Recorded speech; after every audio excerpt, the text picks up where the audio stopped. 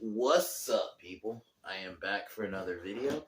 Today, I am reviewing Dr. No. I figured I was actually a really big James Bond fan when I was younger. I don't know what happened. It was like after Casino Royale. I don't know. I just stopped. I kind of got out of the habit of watching those movies. But I remember, as a kid, I watched those movies all the time. And, Connery was always my Bond. Though Pierce Brosnan was definitely a close second because he was the Bond essentially the years I was born, the year I was born. But yeah, for those first few years of my life, basically he was the main Bond at the time, and so yeah, it'll be fun to be diving back into this. And we're gonna start with the one, in my opinion, the film that started a franchise, the film that started it all, Doctor No.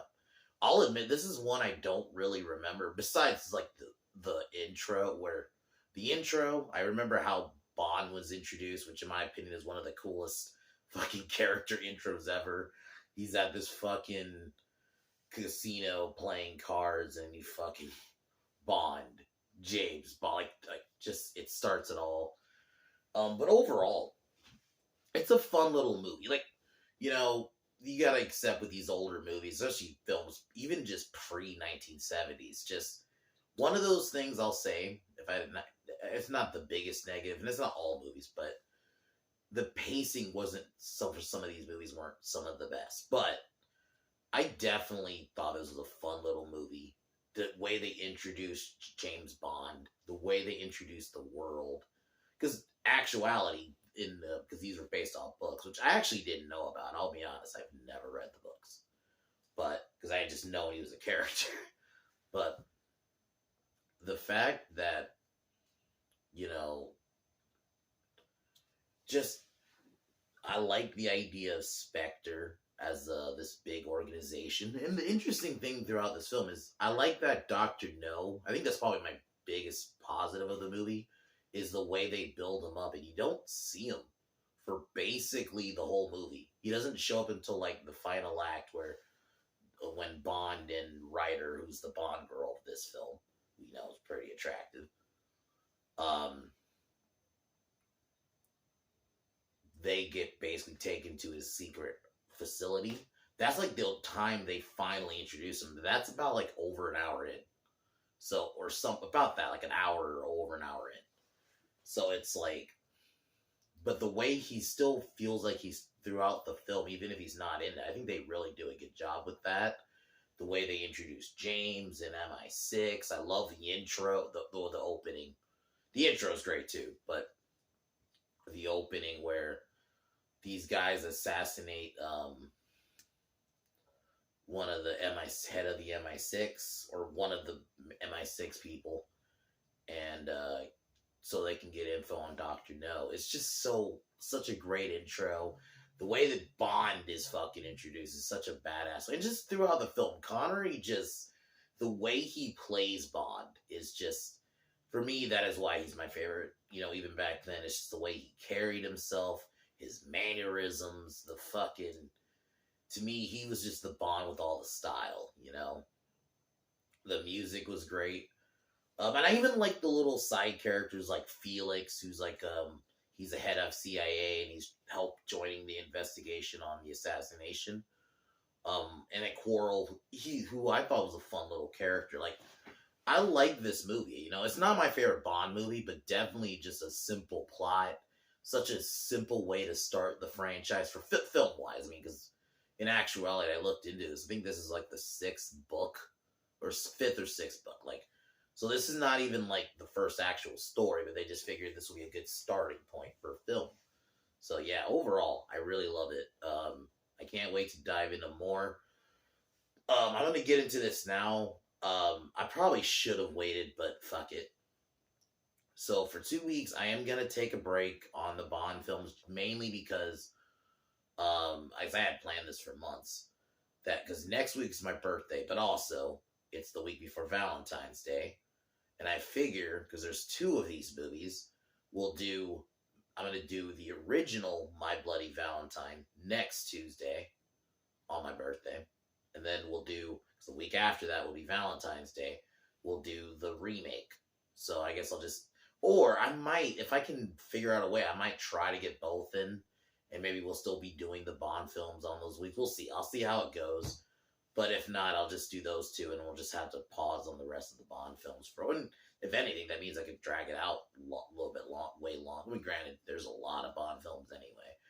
I kind of stopped watching after Casino Royale. I didn't see I think it was Quantum of Solace after that, and I don't know. I just didn't watch it at that time. I think it came out like '08, and I just didn't end up watching it.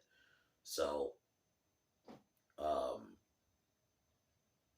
I'll admit I haven't seen the later Craig ones. I hear they're pretty bad. I hear I heard Spectre was okay, but pretty much the rest of them are shit. So we'll see. I mean, it's gonna be a while before I get there anyway. But yeah. But Doctor No is a fun little movie. I would probably give it like an 8 out of 10.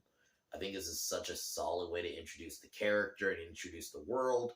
I enjoyed Doctor No as a villain, even though for the little screen time he had, but he felt like he was still part of the movie throughout it. He doesn't feel like, oh, he's not mentioned at all. He doesn't feel like he's not a factor in the movie. He's actually he's mentioned. He almost has he feels like he's there even though he's not. Because yeah, for an actuality, you only see him on screen till the last act. But he still feels like he's, placed throughout the movie, even if you don't actually see him. So I think they did a good job. And he was a solid little villain. It sets up Spectre. But yeah, overall, we get our Bondisms, Bond, James Bond, shaken, not stirred, Bond being fucking good with the women. It's just yeah, I think this is an overall fun little franchise that I feel like I kind of almost I feel like I should have gotten back into it way earlier, but hey, any good time is now. As good time as any. So, then tomorrow I'm gonna do Event Horizon, because I couldn't do it last Wednesday, but yeah, and plus, fuck it, I'm always down to watch that movie again.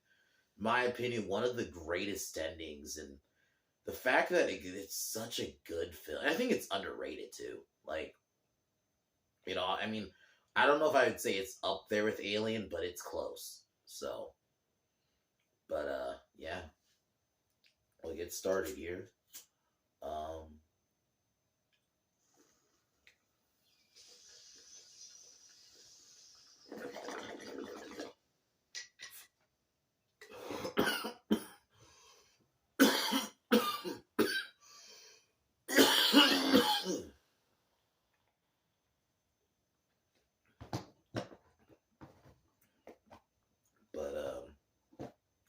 The movie opens up. We get the classic Bond intro.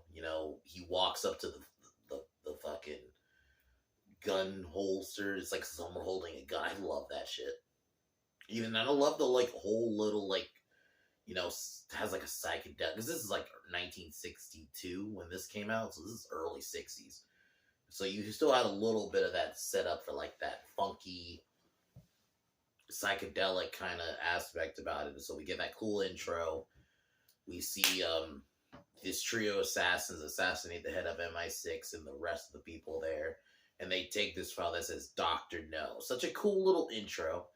And then we're introduced to Bond, and probably one of the coolest intros ever, where he's just at the fucking he's at a casino just gambling. And this is where we get the Bond, James. And the way they pan the camera when they first introduce him, it's just immediately Connery is he kills it, man. So, he then basically gets briefed on his mission and learns it was the mission's going to be in Jamaica. So I think that's an interesting little setting. I think that's another thing especially when I was really into it, I really liked about the Bond films was the different fucking exotic settings, because it can go from Russia. You get a film that's set in other just crazy parts of the world. That's what I love about these movies. It's not. So he learns he's got to do basically a joint operation with the CIA about people going missing. So Bond goes there. This is where it basically introduced a Quirrell. The reason I'm kind of going quick is just because I'll admit, because like I said earlier, sometimes old movies, the pacing isn't the best, so there will be just some scenes where it just kind of drags a little bit. But yeah, so Bond arrives. It just, I don't know, man. Just watching this, I'm like, I forgot just how fucking badass Connery was as Bond. Just like, then the fact that this was basically the fact that this was his first attempt at Bond, and just he already is like, yeah, he's James Bond. To me, he's the definitive James Bond. Just the way he carries himself. So it'll be fun to definitely dive in the franchise and see how the others fare. Because I also really remember, side point before I'll get back into the movie, but I really loved Roger Moore is another one I thought was pretty. It was Pierce Brosnan and Roger Moore, like probably like my top 3. They probably could flip back and forth, but yeah, those were like my main Bonds. So I can't wait to get back into those. It'll definitely be interesting to get back in like the ones like Dalton and Lazenby, because those are the ones I don't really remember. I've seen those movies. It's just been such a long time that I really don't really remember their Bonds. So it'll be definitely interesting to get back into those. But yeah. But so Bond arrives in Jamaica. He runs into Quarrel because he's like asking, questions and stuff. And Quarrel leads him to this place because Quarrel works with the CIA, and this is where we meet Felix. Yeah, I think he was also another fun character throughout the film. And I kind of wish he was involved in like the final act a little bit. He shows up in like, different parts of the movie, and then towards the end, like very end. But I just think he was a fun little character. Same with Quarrel. Quarrel's like, I guess you can kind of say comic relief of the movie, but it wasn't over the top. And then just immediately, Bond's already womanizing, and you just get like those classic just Bond tropes that work. And just, yeah, and I think that's one of the things I really like about this movie. And just how smooth he is. And even when people try to assassinate him, it fails. Oh, shit. Or you can have like a woman who works with the bad guy. He's still able to fucking get with her. It's fucking, that's the thing that that fucking carries over to the later movies. So, yeah. So Bond figures out the girl throughout the film he hooks up with earlier is like basically a plant for the villain. Then this is where we meet I'll just kind of jump ahead a little bit, where we meet the love interest of the movie, Ryder. Not love interest, but like the Bond girl of the movie, Ryder, who collects like seashells. I love her fucking intros. She just comes out in a bikini out of the water, which obviously I kind of remember being like because Austin Powers, from the second one. So, because throughout the film, Quarrel mentions that the locals are seeing this dragon, which turns out to just be a tank that's disguised as like a dragon to scare away locals. Because it's Jamaica, so you have that like they have that superstition aspect, which I thought was an interesting thing to put in the movie. But like I mentioned earlier, I really like how Dr. No, just like, even just people saying his name, you feel like he's in the movie, even though he's really not. Like, for most of the movie, it's a lot of just his henchmen Bond has to deal with. Or, he gets in a shootout or whatever. You don't actually see Dr. No until like the last bit of the movie. But I think they still did a really good job. So, that night, after using Geiger counters to look for radiation on the boat, they decide they're going to try to look for basically Dr. No's facility late night, and all meet up. And they end up doing that. And this is where they end up basically getting captured, because they end up going in the swamp. And they end up getting spotted immediately. And Quarrel, this is where he realizes it isn't a dragon. He tries to cause a diversion, but he ends up getting killed. Like, he gets eviscerated. And Bond and Ryder end up getting arrested. And I think Ryder did a decent job, for the little bit she's in. 'Cause she shows up, even when she shows up, she doesn't show up, like, early in the film. It's pretty, like, almost late. Borderline close, not to the end, but, like, towards the climax of the film. So they get taken to Dr. No's facility. They end up getting deradiated because the swamp they went through is, filled with radiation. And then taken to their facility, drank some coffee, and they end up basically getting drugged. Then they wake up, they're all dressed up, getting ready for dinner. This is where we meet Doctor No. And I actually thought he was a pretty fun villain, even though for the little screen time he had. And I actually think it worked. And, this is where he reveals he works for Spectre and basically offers Bond an option to join him. Bond refuses. So Bond gets beat up and then arrested while they take Ryder. But Bond manages to escape and disguise as one of the workers, because they have like these fucking radiation suits essentially. And Bond ends up, essentially, I'll just kind of jump a little bit, cause an explosion. He manages to escape with Ryder, cause an explosion, facility blows up. We have a little final fight between him and Dr. No. He ends up killing him, and then kaboom. And Bond manages to escape. And the other thing, I didn't even mention this, the fucking car chase where he's getting chased by these guys, which I thought that was a fun little scene. And yeah, you could tell, because like even the way the scaling, the car behind him is way bigger than him. And it's not like a truck. You could tell it's like a screen that has the car driving, and you actually just put the car in front of it. So of course the car on the screen is going to look bigger. It's probably a bigger screen. But like little things like that I can deal with. I can accept it's an old 60s movie, especially early 60s, that it's like, all right, I can accept that, yeah, this is probably not going to look the best. Or, yeah, you can clearly tell that the fucking car behind him is way bigger than him, than his car.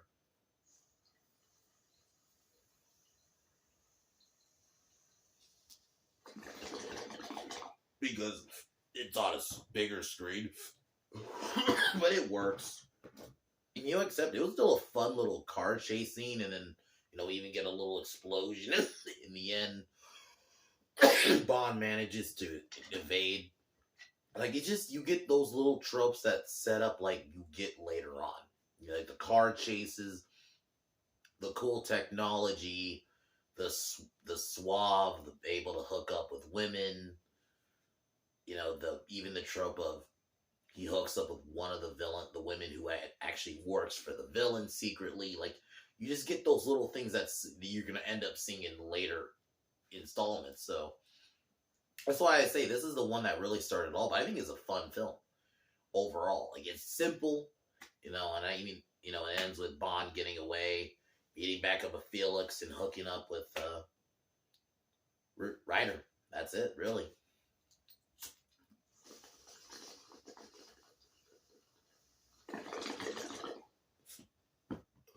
This is why I'm definitely happy to get into this franchise, just because I can't wait. It's just gonna be fun. In my opinion, I can't wait to get to probably my favorite one, Goldfinger.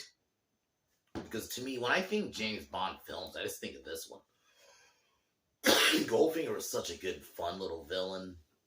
And just, yeah, so that'll be fun to get back into. But yeah, Dr. No was great. 8 out of 10 movie.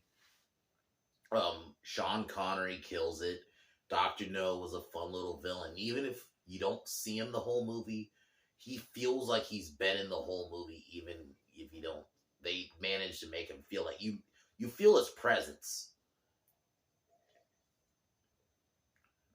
Even if he's not in it much. So I think they really did a good job with that. And yeah, you get the classic Bondisms and just all that. Everything you see in like every later installments they do in this, and I think they do it well. And just the fact that Connery kills it even in his first movie, I think he does it. He kills it like just immediately. When the moment he's on screen, it's like, yeah, he's James Bond. So I can't wait to watch the other entries because this is such a fun character, and I can't wait to dive into more. So, or rewatch, because this is all rewatches. I'm gonna be honest, I've seen pretty much all the classic Bonds. I just haven't seen the ones past essentially Casino Royale. So I've basically seen them all up until Casino Royale. So, but tomorrow I'll be actually I'm gonna probably start Event Horizon after this video, and we'll review it tomorrow. And then Thursday, I got Hellraiser 3. But yeah, take one more hit, and I'll talk to y'all tomorrow.